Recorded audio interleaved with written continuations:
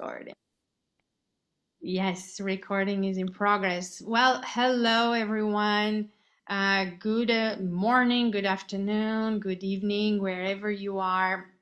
Welcome to our August 2021 session of Agile Ontario. We continue to have our series of friends from around the world where we are bringing friends that we cannot afford to buy airplane tickets and bring them in Toronto, but with Zoom, we can bring everybody here, and we are enjoying some really amazing sessions with some really good friends. And today I have Steve. Steve and I have worked together in some interesting challenges before. We were co-chairs on one of the Agile Alliance conferences, and I got to know Steve and his energy and his desire for collaboration and inclusivity and bringing everyone together, and his love for penguins.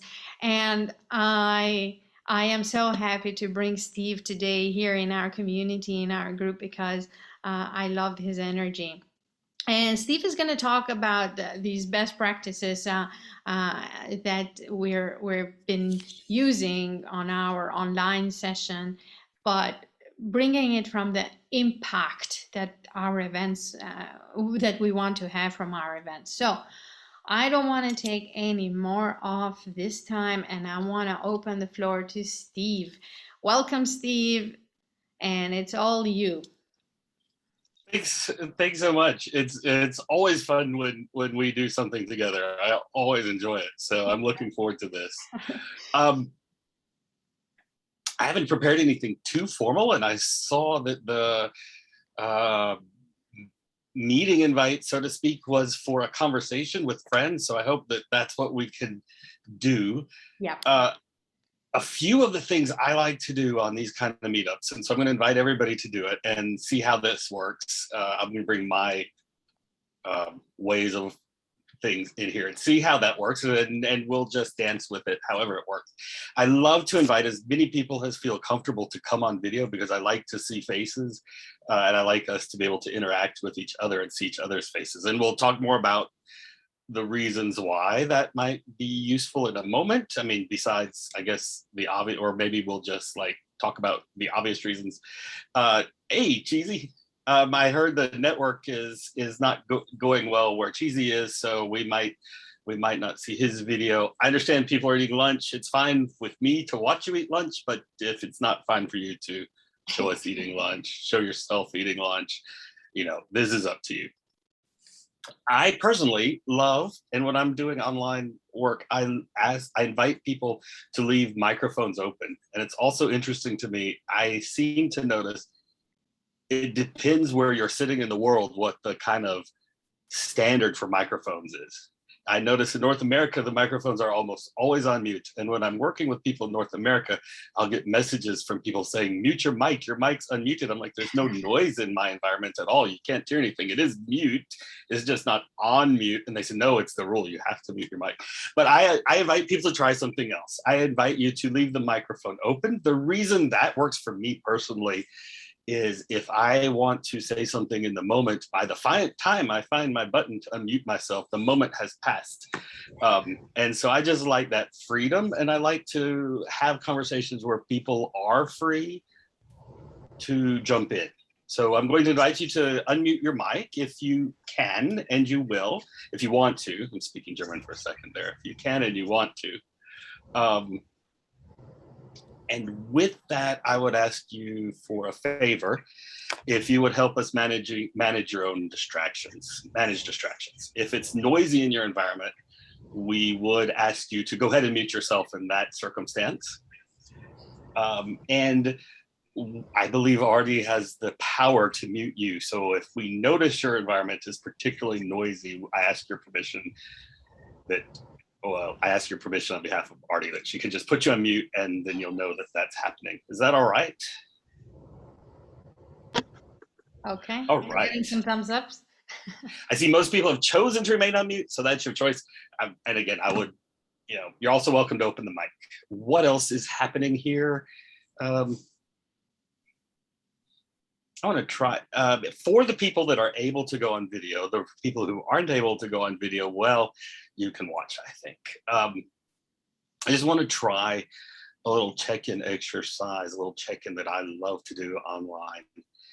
You know, when we were all in the same room, a lot of us used to play this constellation game.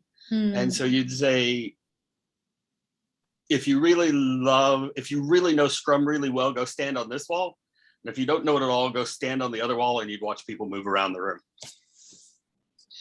And I guess that's hard to do online, but here's how we do it. You've got the top of your screen and the bottom of your screen, and you've got your hand. So I'm going to say a few things, and if you are if you're all the way, you're at the top, and if you're not at all, you're at the bottom. So okay. We've been doing this now for about 5 years. So people may have seen this before because other people have picked it up. Just if you're an Agile coach that likes to pick things up, we had to realize left and right doesn't work because of the way the camera's oriented and mirror images. Nobody really knows which is left and right. So we go top and bottom because that's the same for everybody. Child-proof. That sounds child-proof. Wait, of course, I learned it the hard way by saying, "Oh, let's do left and right," and then I was like, "Oh, there's big disaster." But so if you here's an easy one.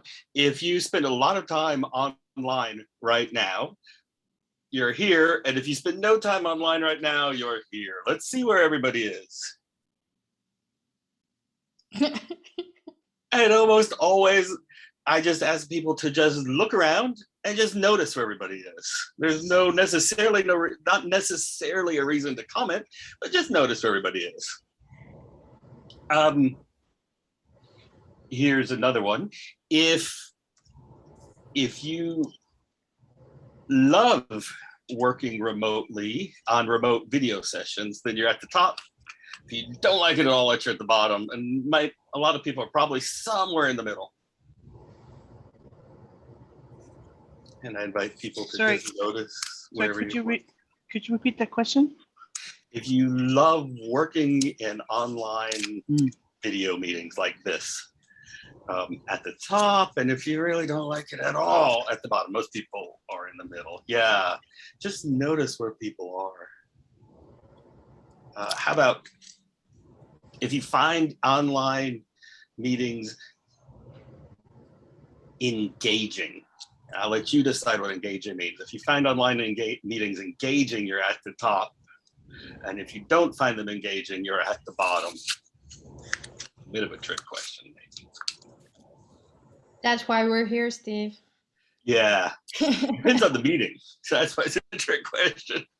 So I put the pressure on myself. This one has to be engaging. Just because just one other thing that I will show you just because I enjoy it. I use this a lot. You know, there's the mad, glad. You may know there's this mad, glad, sad, afraid check-in. Mm-hmm. There's different ways to do it.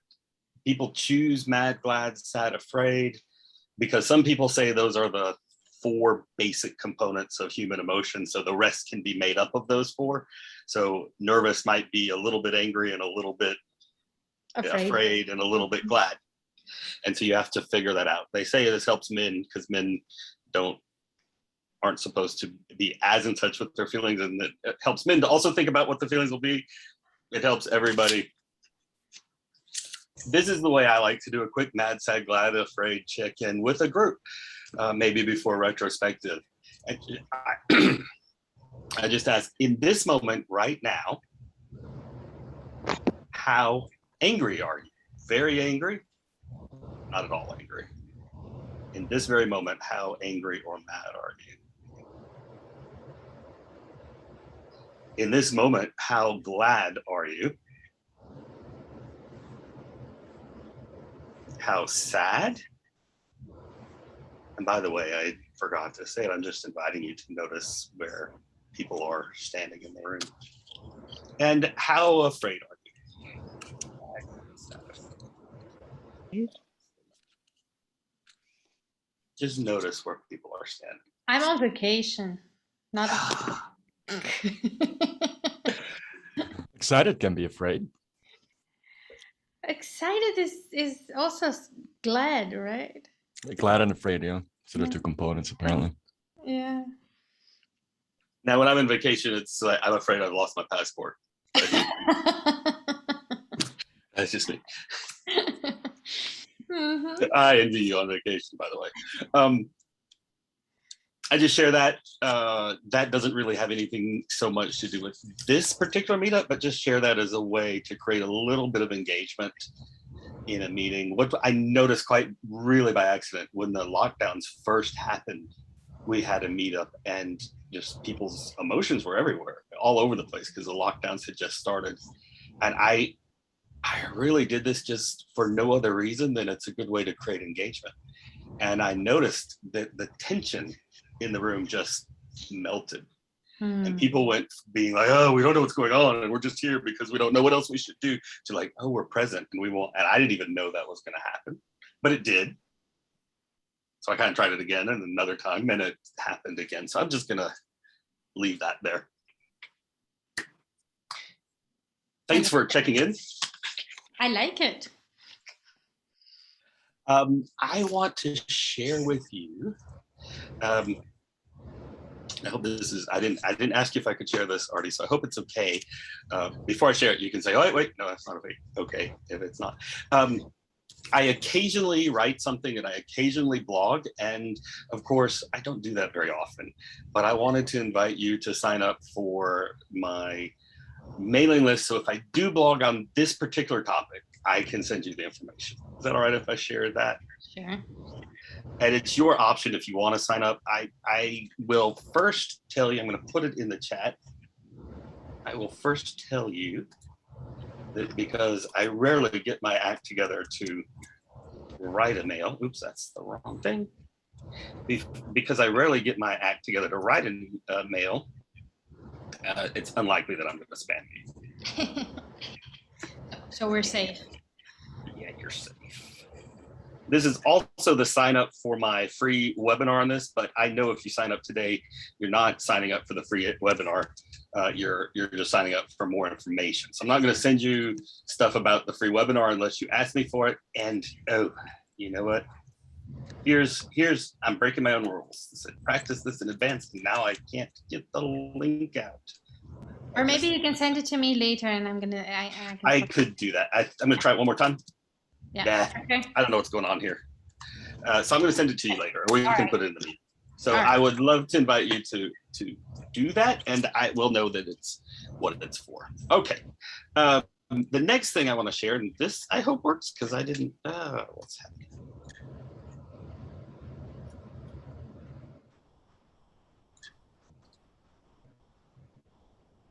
Is I want to share. This is going to work. I want to share a Google Slides image. Let me know if you have trouble opening that. The slide is just one slide, if I've done it right. So you'll only see one slide.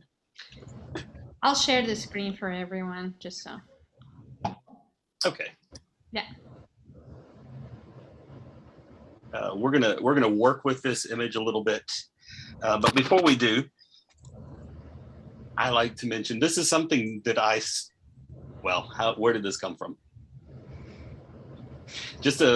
I think when I looked back at the date, it was 2 weeks into lockdown.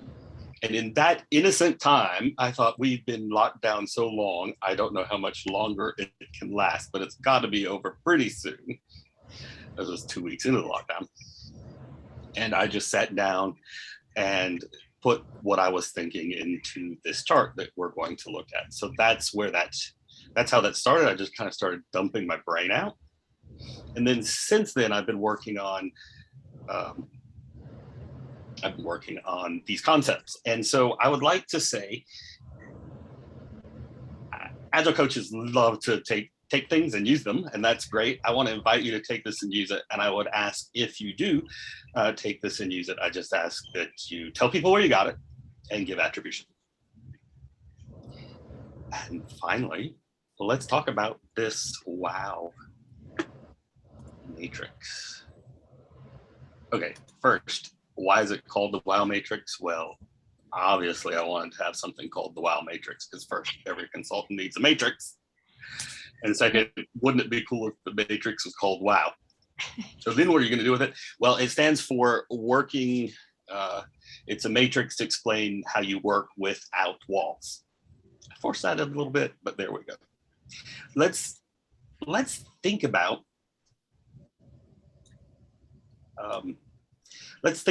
the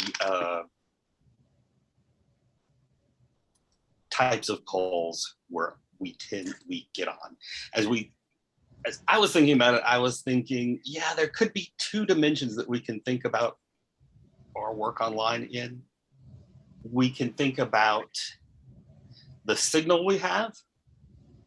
So in this chart, you see the signal goes from tin cans, because imagine when you're kids and you're playing and you put the string between two tin cans and you stretch them across the yard and you talk to each other through the tin cans. That's a really low signal way of communication that works. Mm-hmm. Up to really a high signal form of communication, which I might think of as virtual reality. I don't know why everything went red there. Someone has selected everything. I see. Yeah. Yes. So then we have virtual reality. It would be a high signal. Now, when I'm talking about signal, I'm not just talking about the quality of the connections, although that's related too. But I'm thinking about all the signals that we as humans use for communication. So, when we're, we miss going to conferences and seeing each other, but when we're there face to face, we see all of each other. Well, most of each other, right now I see you're just a head in a box. Yep. And I imagine there's more, but that's what you are. And so I can see you, and well, on some level I can smell you. That's not always nice, but I mean, with you it is. What am I saying? I better be careful. We can smell when we're meeting other people. We can smell them. Mm-hmm. We can hear the little noises, the breathing that they're making.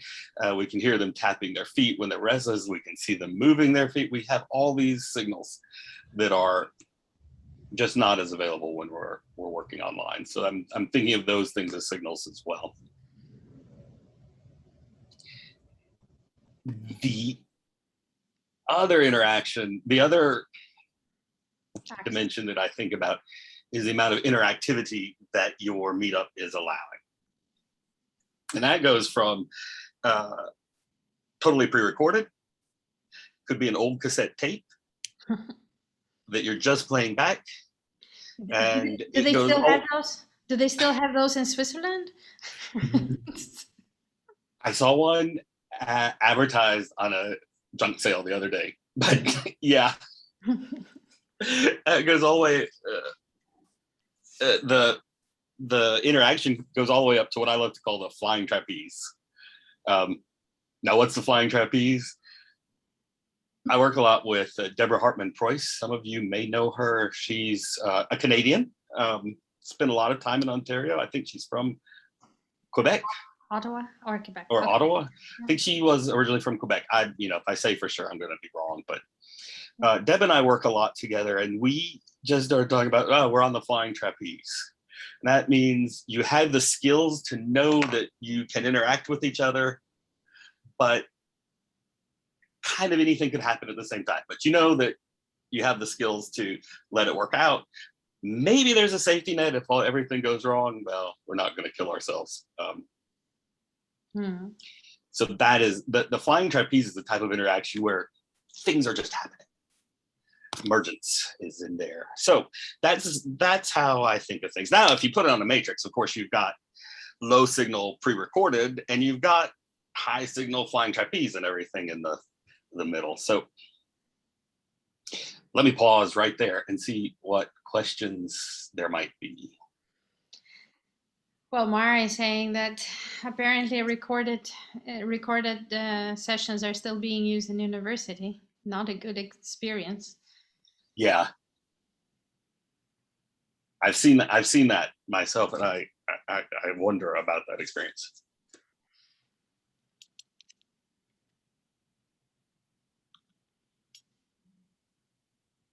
You know, I don't know if it's a question, it's a comment. It's kind of like a lot of us are a relatively small team of coaches compared to the size of the organizations we're trying to support, the teams we're supporting. And so we often talk about the idea of, when we're doing training, do we pre-record things so that we can scale it and deliver it more frequently? But there's the loss of interactivity and engagement if we do that. I agree. How do you settle that question? Do you settle that question? I don't know. We err on the interactivity, possibly at the detriment of our ability to scale. But it's kind of a choice, quality versus quantity, and hope that the emergence and the organic learning that our participants get and deliver, like just in the workplace, will help. It That's doesn't how have I tend to work too. Yeah. It doesn't have to be either or either, right? It can be a combination of multiple things. It depends. Some information can be pre-recorded, but you might still provide the opportunity to talk about it, debrief, name it, right? And that might help with scaling too. Yeah, we do that too. Yeah. It was interesting, for example, this year, TEDx Toronto, they had their sessions pre-recorded, but they had the Q&A face-to-face after Right. that. So that, I think, kind of helped with probably any technical issues or any last-minute speaker challenges, gave them a little bit of better time to record their session. But then the Q&A was face-to-face. It was interesting. The Agile Alliance did the same. Mostly, they had a mixed approach. I don't know if you were at the Agile Alliance conference this year, Artie, but that was the same pre-recorded. How do you react when in this type of, with the pre-recorded and the live Q&A? Or I mean, I'm saying you, but yeah, I like the TEDx pre-recorded because they're short. Yeah. But a long pre-recorded session, I don't know if I will enjoy. The Agile Alliance also cut down the session lengths to longer than a TED Talk, but shorter than the 75 minutes that it was before. So it was a pretty good compromise. My reaction is generally, I can watch this on YouTube later, and I probably don't have any questions that I really want to ask. So I kind of don't show up for those personally, but I know a lot of people did and loved it. So. Yeah, I find like there are so many conferences, including the Toastmasters International Convention is on right now, and it's $25 to see these amazing speakers. But I'm just so done with virtual conferences. I can't wait to do a real one. Yeah. I find it as a speaker also very difficult to remain engaged with your audience because as you mentioned earlier, Steve, not a lot of people have their cameras on, right? So it becomes very, very difficult. You're talking to a screen, talking to a couple of icons or representations of who those people are, even pictures, but you're not getting any feedback, right? And the feedback is really the I guess is on the vertical axis of the one that you're showing here. I think so, yeah.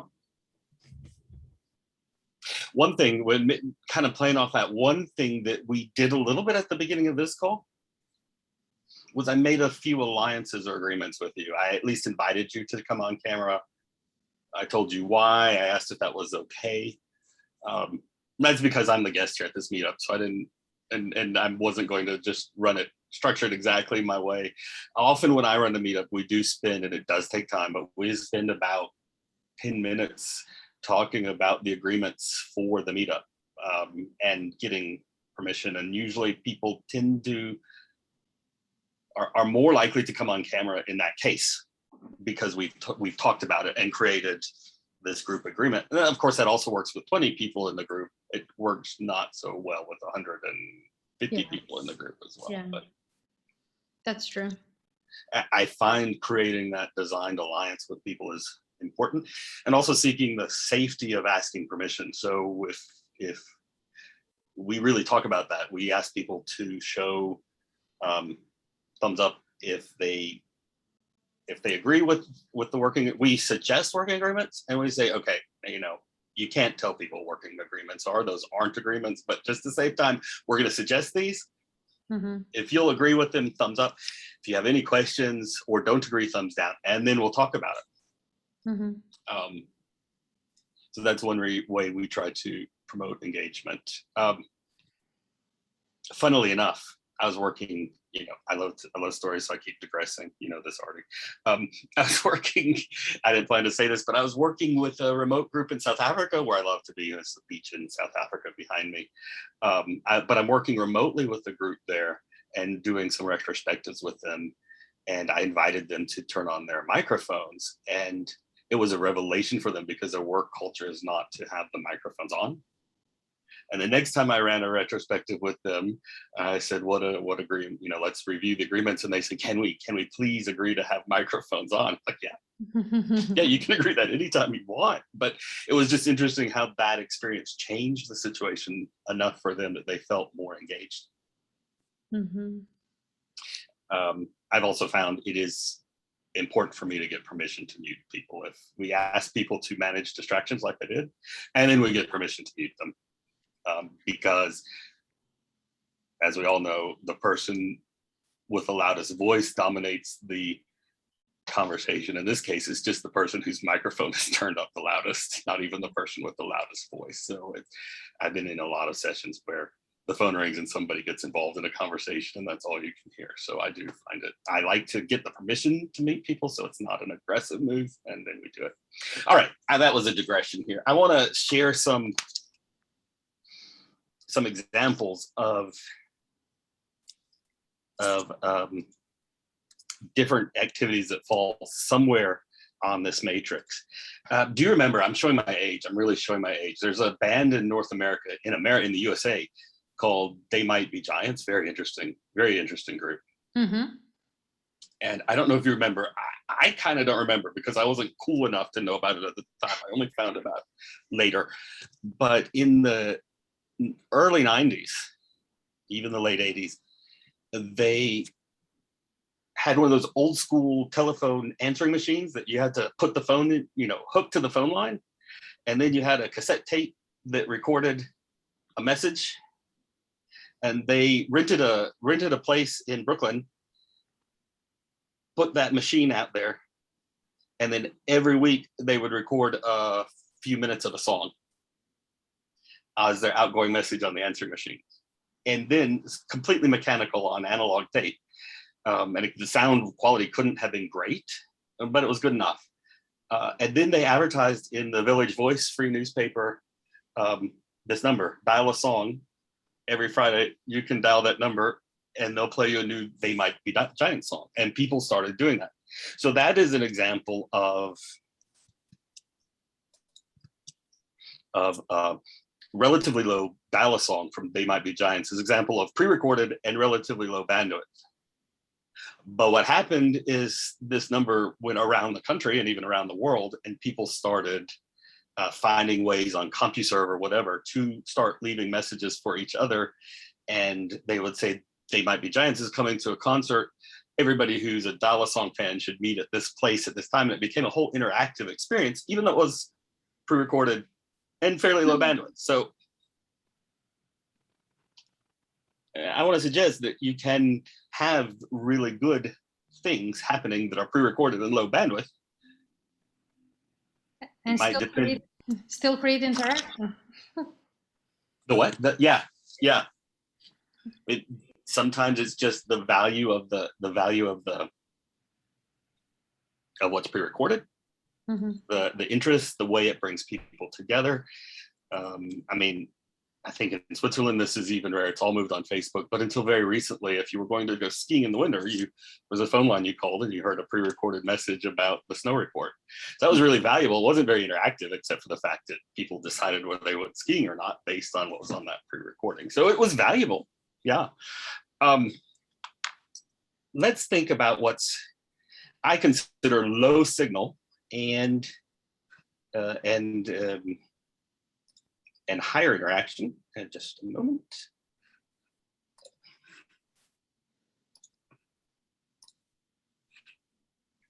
I'm expecting myself to chew gum and walk at the same time. That's a bad move.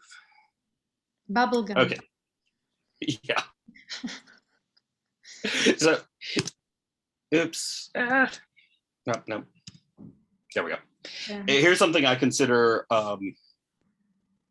relatively low signal, but more interaction. And that would be, remember those horrible spiders? I mean, they still exist, that sit on the conference table whenever we were in the office, and everybody gets around the conference call and, you know, tries to speak in the spider and can you hear me? And I don't know. Mm-hmm. So that's an example of relatively low signal, but higher interaction. And I get in trouble for saying this one, but I just feel it's true. Another example is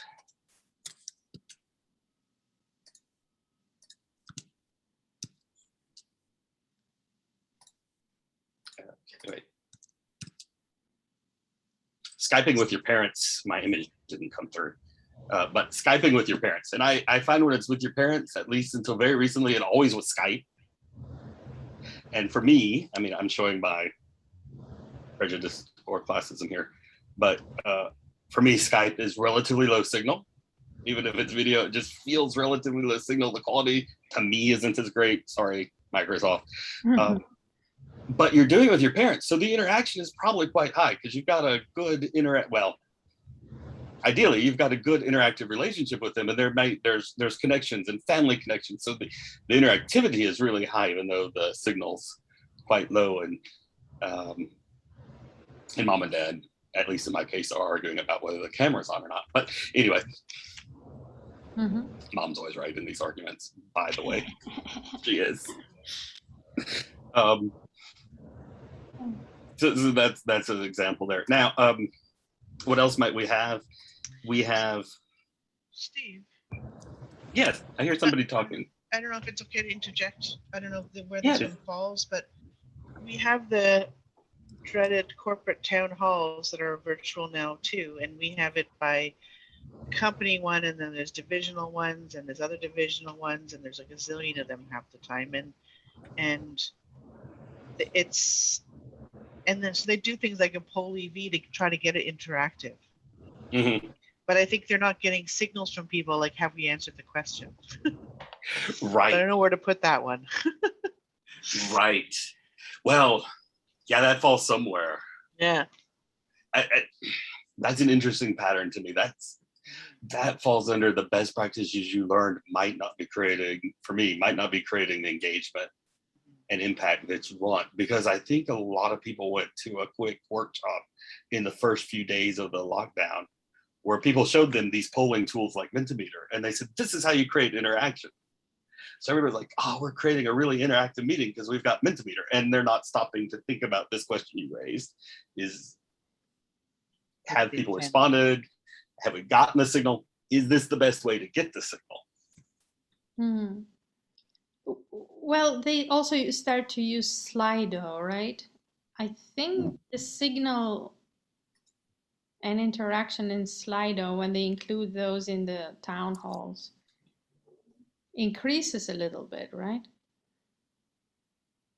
I don't know Slido, or do I? It's questions that you can answer, that you can ask for the people that are on stage. For example, if the CEO is presenting on something, people can ask questions, and those questions are visible to everyone. Well, yeah, poll EV works the same way. The problem is when they answer the question, it's like a politician. You don't know if they're actually answering the question, so there's no back and forth engagement. Like, right, it's do yeah, we not talk about it more? Is there more follow-ups? Yeah, right. So probably signal is on the high, but interaction is not so high. It's more a one-way interaction almost. Yeah, I think that the signal is fairly low as well, right? Because of what you just said, Mara. That the feedback is not there, the question might not be answered, so the signal is intended to be relatively low, unfortunately. Right. It's they're not answering, they're not understanding the question, I think I went several courses online, and the teacher always used the mural or mirror, and in that way you can answer the question. So, another example. Yes. And also by the nature of these tools, it's maybe more interactive, but it's scripted. I mean, you need to prepare the slide, you need to prepare the question. So it's like planned interaction. Now interaction time. Now it's stop interaction time. Let's go. Yeah, it's not natural. My company uses Beacon to kind of get interaction with all employees. Have you seen it? They have set of questions. They send them every week. Sometimes they repeat it and they measure your value. I mean, your opinion from 0 to 10, and you could put comments if you don't like something. And managers will. It's kind of confidential, but managers can reply and continue communication if you want. So they are trying to measure like mood of the people of the company overall.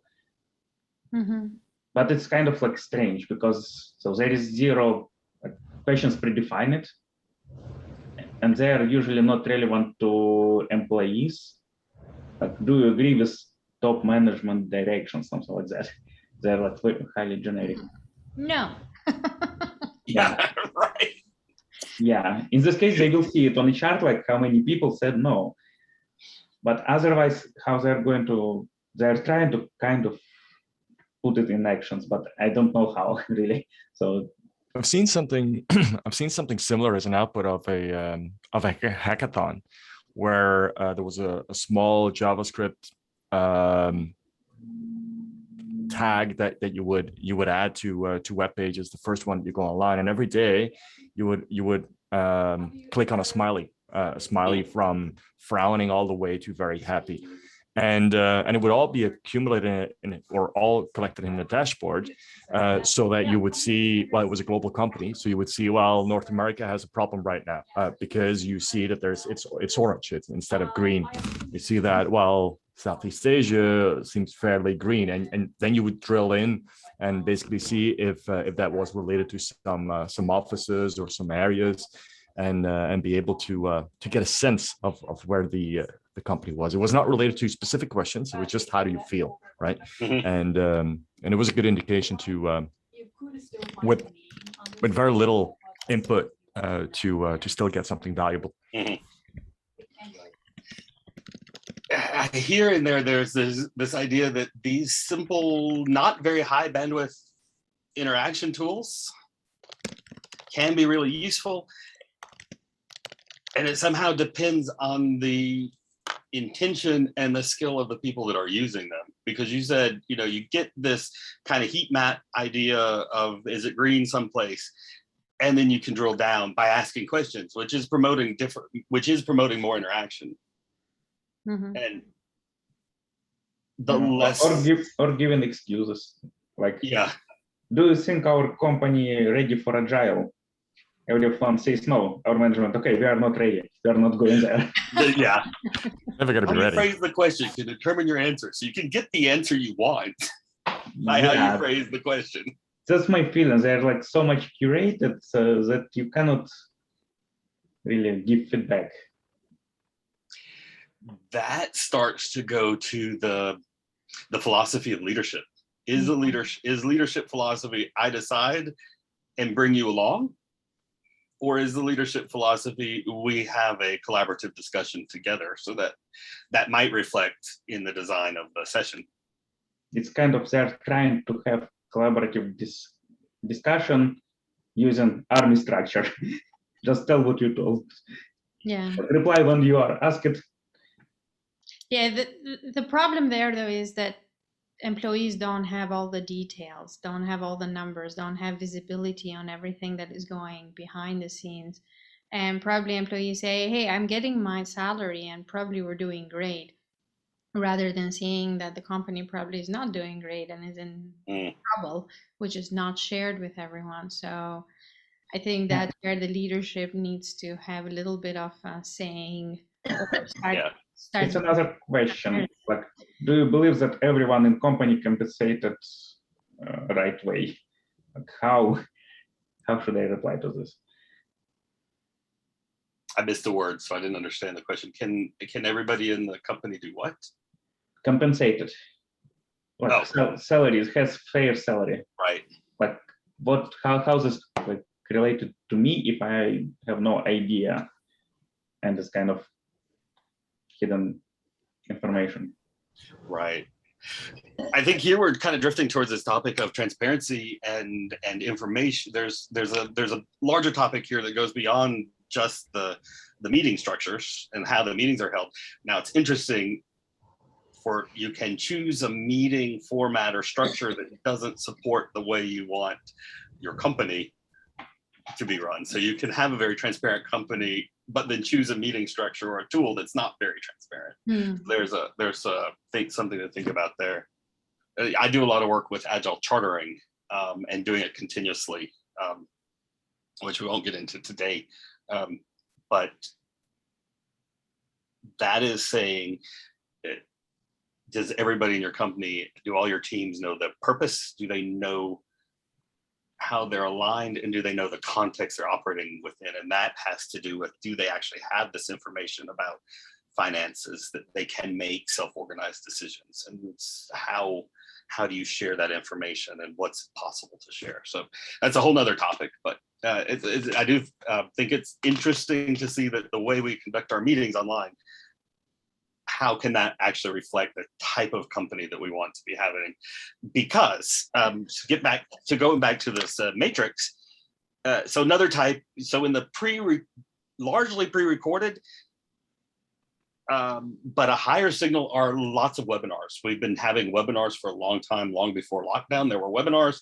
Sometimes they're pre-recorded, sometimes they're not pre-recorded, but the people presenting the webinar just read from a script, so they're not very interactive. So I would say I call that the webinar. They're useful, they're not very interactive. And I think a lot of these larger company meetings turn into, in some sense, a webinar by the management, maybe, for better or for worse. That's what, I'm not here to judge. It is what it is. But that's what that's how they can be. And then finally, some examples of highly interactive, high signal. Let me suggest a few things. Who has ideas about this? Because I've been thinking, like, we have about 15 minutes. Who has ideas on this?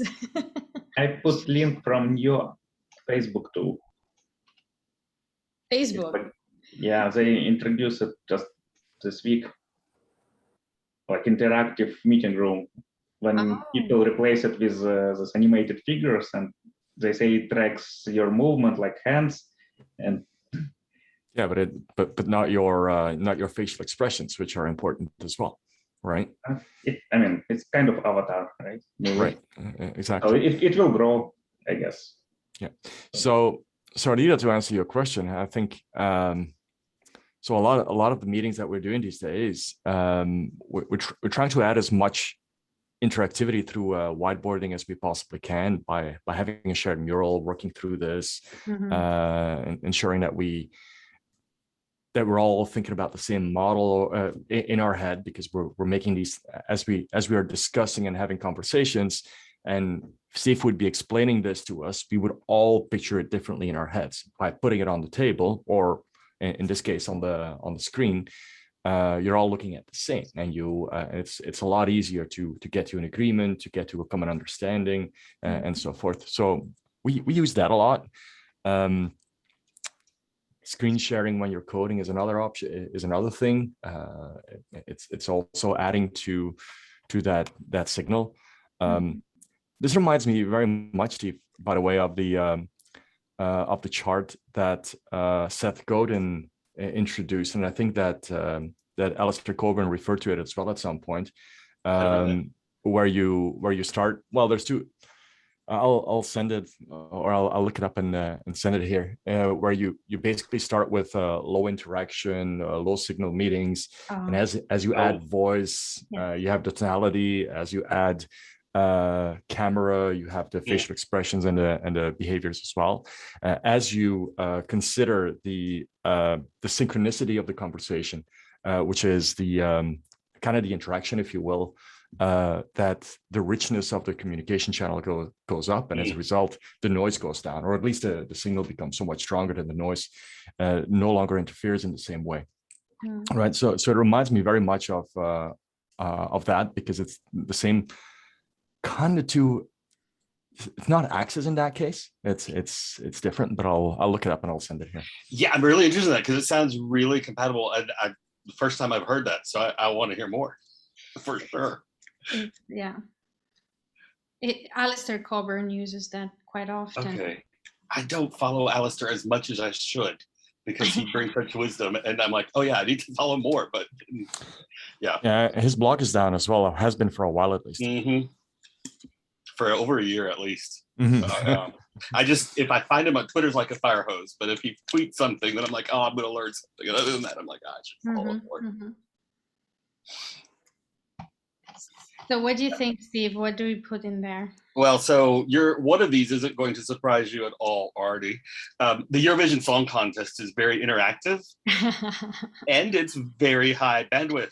The Eurovision Song Contest, I love it. It happens in Europe once a year, and if you don't know what countries send, our European countries and some others, complicated rules, get to send one representative. They have 3 minutes to sing a song and convince Europe to vote for them.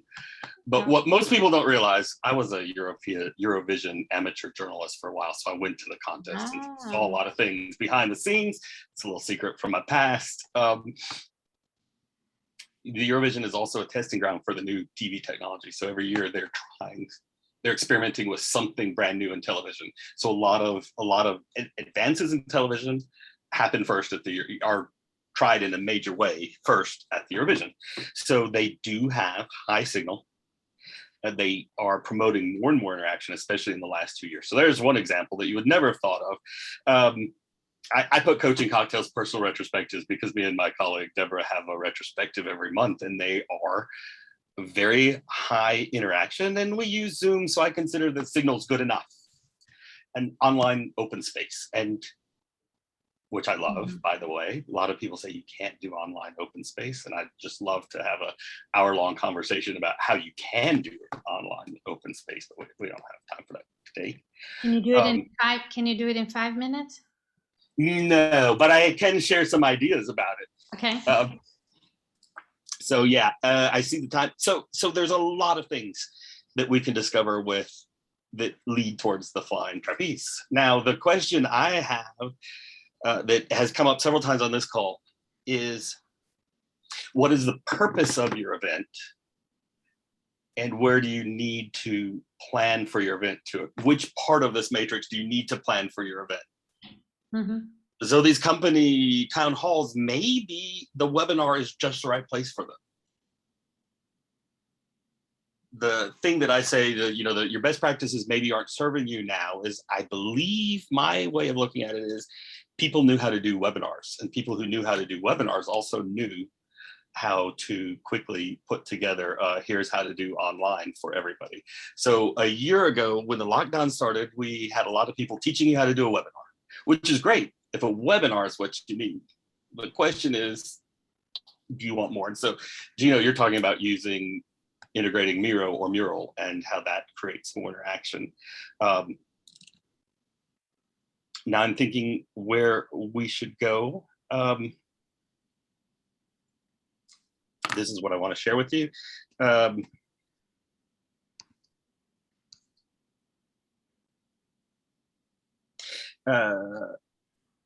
I'm going to copy a whole slide in here, Artie, and then so you can switch to the next slide as soon as I copy it in. Okay.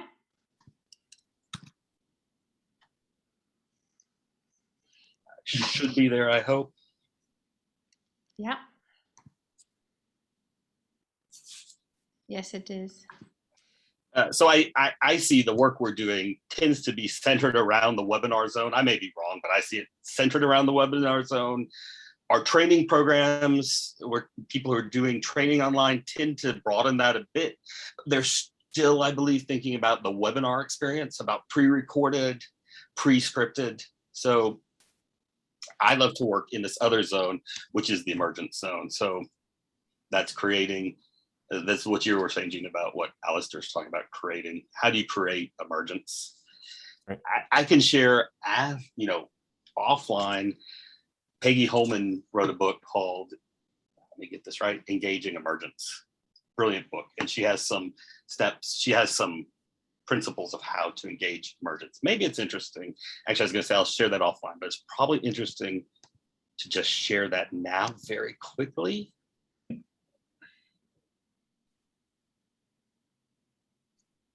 going to share two things.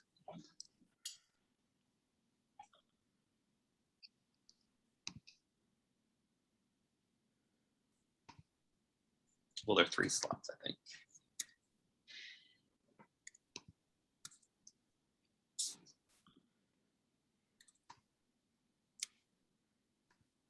Oh, no, let's do this differently.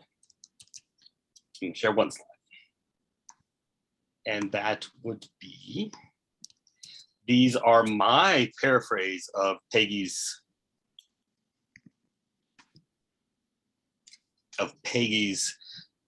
1, 2, 3, 4, 5 things that you can do to promote emergence.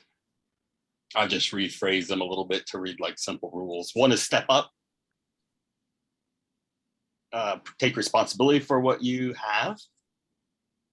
Prepare, foster an attitude for engaging. And believe it or not, I almost always, when I'm going to work online, create a detailed script. People who know me are surprised that it's so detailed. And they're also like, we would never do anything so detailed. I create that script. I know that script. And I would, in the moment, I pretty much, the script disappears and we just dance with what's happening in the moment. But that script's there because I prepared.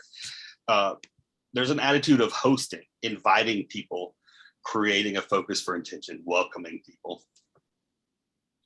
Step in, inquire appreciatively, Steve, be open. On the hosting, is invitation, but it's not like a forced, right? So for example, we don't make the videos mandatory. We don't make the audios mandatory, right? It's an invitation.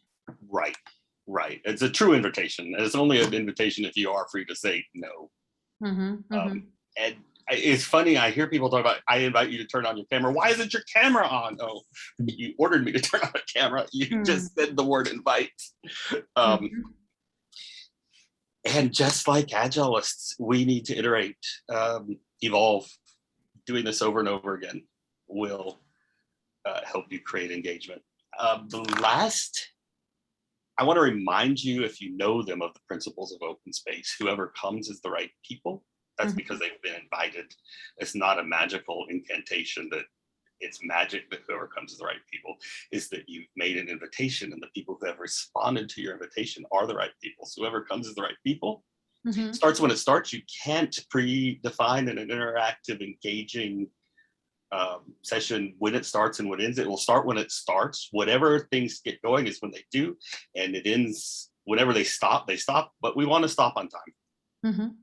And whatever, it's also the knowledge that whatever happens is the only thing that could, and just be ready to dance with that. And huge principle, the law of mobility in open space is also related to invitation.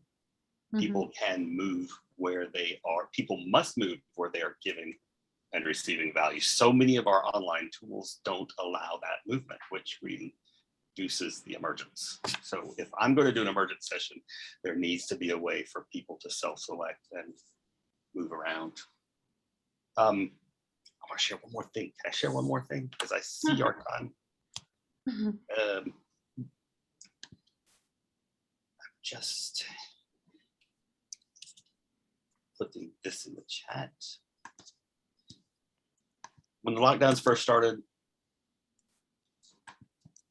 that's not working again.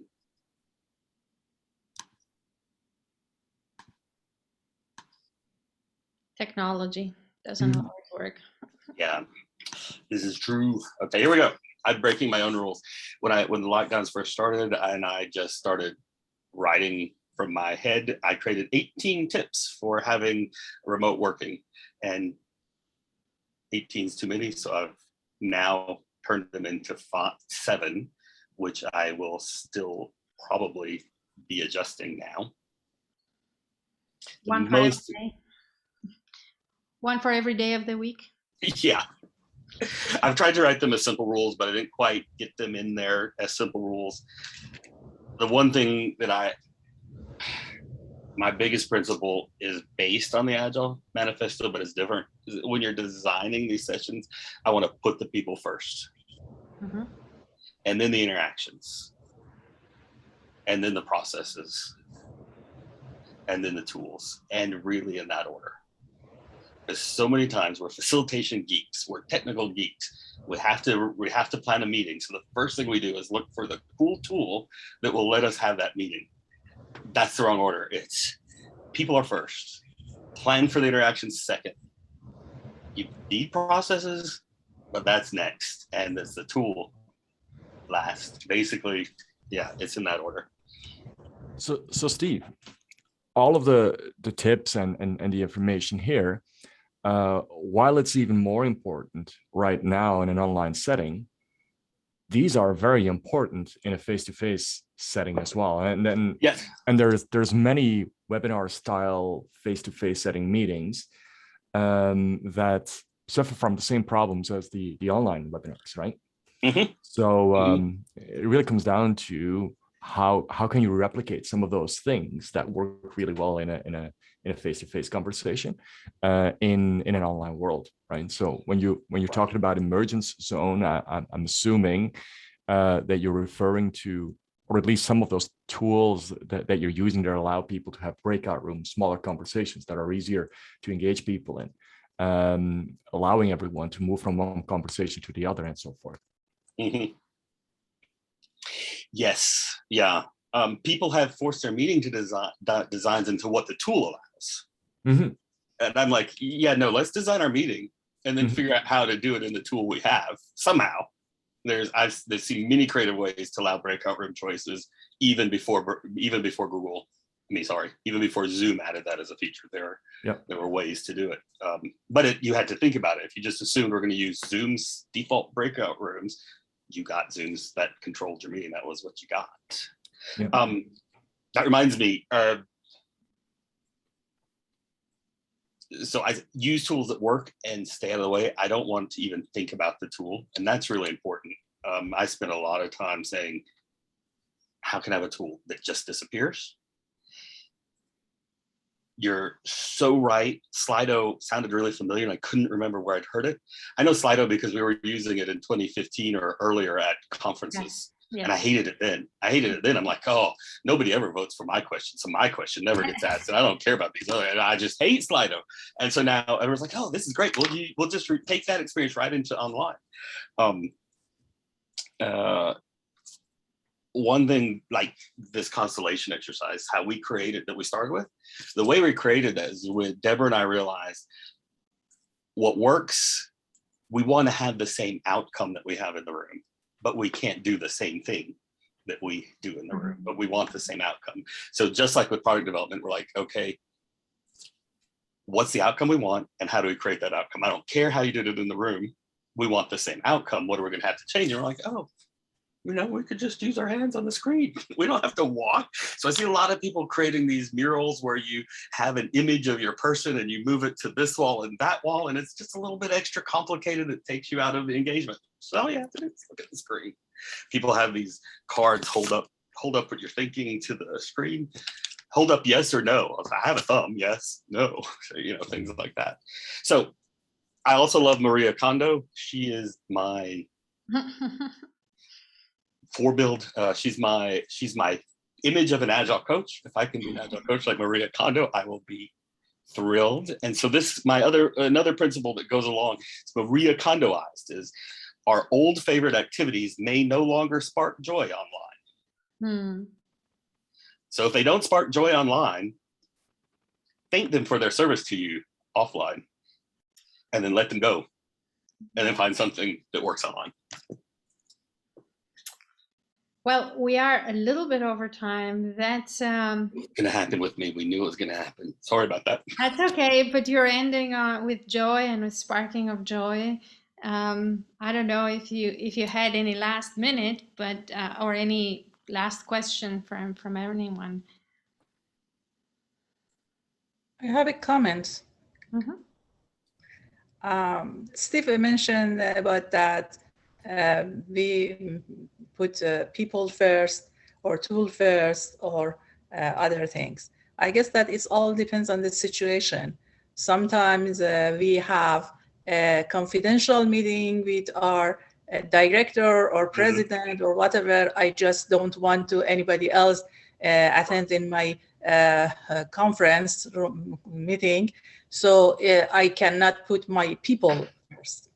But sometimes I just want to have a meeting with all employees and then see they feel that I'm close to them and watch that what is their reaction to my information or my speech or whatever. So that time I'm putting people first. Yeah.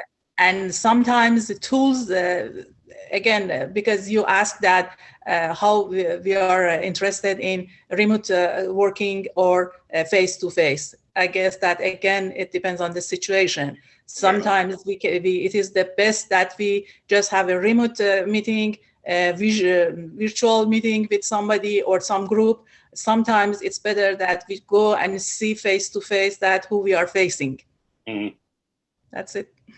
I totally agree with that.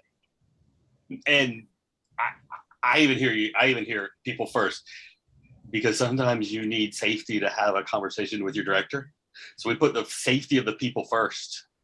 Then we do have to find a tool that will allow that safety to happen. But it's because we put the safety of the people first. At least, I mean, you can also, you don't have to say it my way, but that's the way I think about it. I totally agree with you. If you have a minute, I have a question.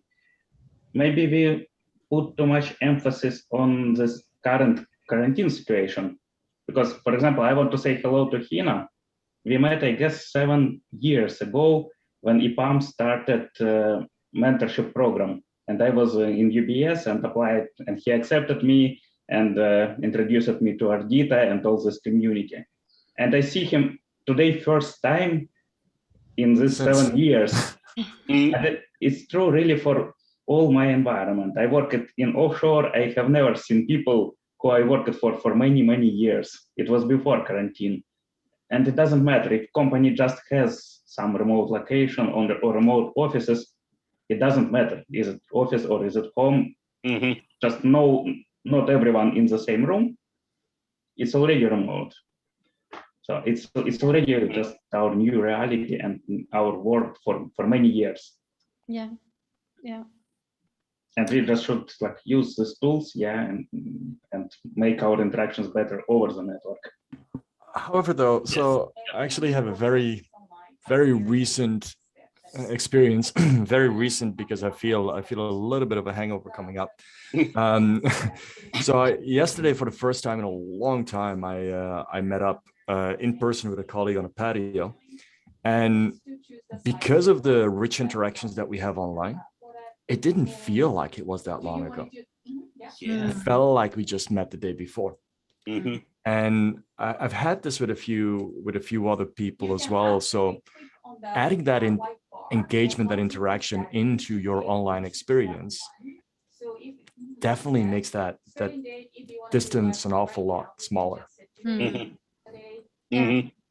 Yeah. Well, I like one thing I say a lot, which I didn't say today. I like when people say this was an okay meetup, but it wasn't. It was okay. This was an okay meetup for online, but I wish it was real. Then we still have work to do. Because I want our online meetups to be just as you just kind of alluded to, our online meetups are real, and with probably takes a little bit more effort and thinking, but we can make them as real. And so if I hear that was a good event and rather than that was a good event for online, but it wasn't real, then I'm super happy. Well, on that note, I think we're emerging here to other topics that we can talk. And we are over time. And I know that people are probably going back to work and to their meetings. But Steve, thank you so much sharing all this with us, the experience and your personal learnings that you have had and keep improving.